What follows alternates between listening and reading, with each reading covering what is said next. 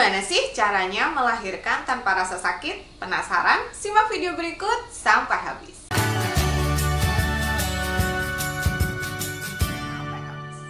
Halo, selamat datang di Kriwil Life. Ngobrolin kesehatan bareng aku, Bidan Kriwil. Hari ini kita akan ngobrolin gimana sih caranya melahirkan tapi minim rasa sakit.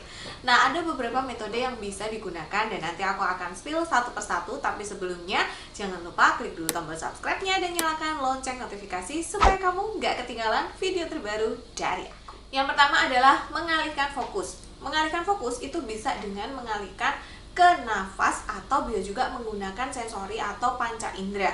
Jadi bisa dengan pendengaran, penciuman, rabaan. Tapi memang yang paling mudah untuk dipelajari adalah dengan mengalihkan fokus dari rasa sakit ke nafas. Makanya sering dibilang pada persalinan nafas adalah kunci. Karena ketika ibu bisa mengatur nafas, maka ibu bisa menyimpan energinya, mengalihkan fokus dari rasa nyeri ke nafasnya. Kemudian ketika nafas kita rileks, itu biasanya tubuh kita juga akan rileks sehingga persalinan itu akan minim rasa sakit. Nah, untuk gimana caranya mengalihkan fokus, baik itu dengan menggunakan panca indera, aku sudah pernah bikin videonya, kalian bisa tonton di sini, atau dengan belajar nafas, kalian juga bisa belajar di sini.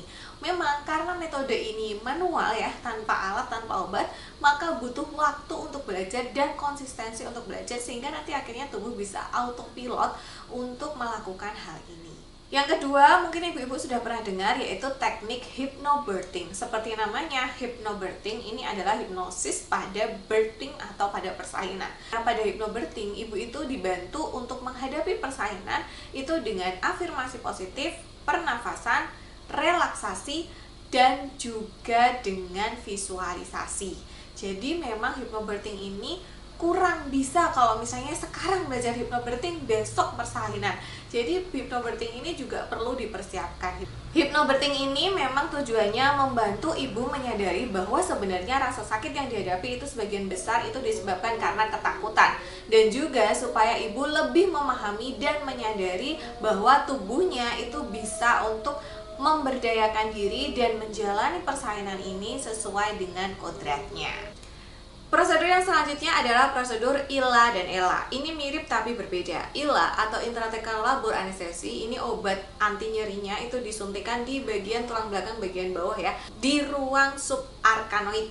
Nah, ini nanti biasanya disuntikan ketika ibu itu sudah pembukaan 4 ke atas. Sementara kalau ELA itu epidural labor anestesi, ini biasanya obatnya disuntikan di ruang epidural dan biasanya dia itu disuntikan one shot atau pakai selang kayak gitu sehingga nanti dia di-maintain oleh dokter anestesi atau perawat anestesi. Nah, biasanya kalau ELA ini tidak harus menunggu pembukaan 4, jadi bisa sejak awal. Sekarang sudah banyak sekali rumah sakit yang menyediakan ILA atau ELA, jadi silakan kalau pengen pakai metode ini, ibu bisa konsultasi dengan dokternya.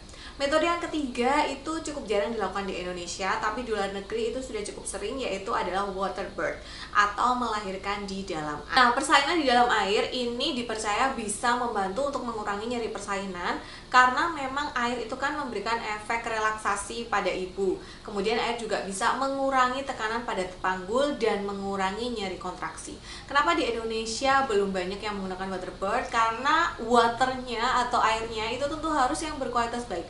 Kalau misalnya airnya tidak baik, tentu saja justru akan meningkatkan resiko infeksi. Kemudian water birth ini biasanya kan tidak dilakukan di rumah sakit atau klinik ya gitu. Jadi harus ada penanganan emergency yang baik. Nah, kita tahu di Indonesia aja kalau ada ambulan gak semua orang mau minggir, sehingga tingkat atau efek atau resikonya itu terlalu besar kalau dilakukan di Indonesia. Jadi water birth ini memang belum cukup familiar di Indonesia karena resikonya masih dianggap cukup tinggi. Lalu yang terakhir adalah menggunakan afirmasi pikiran positif. Nah, afirmasi ini bisa ibu latih. Jadi aku sudah pernah bikin afirmasi yang bisa ibu dengarkan setiap hari.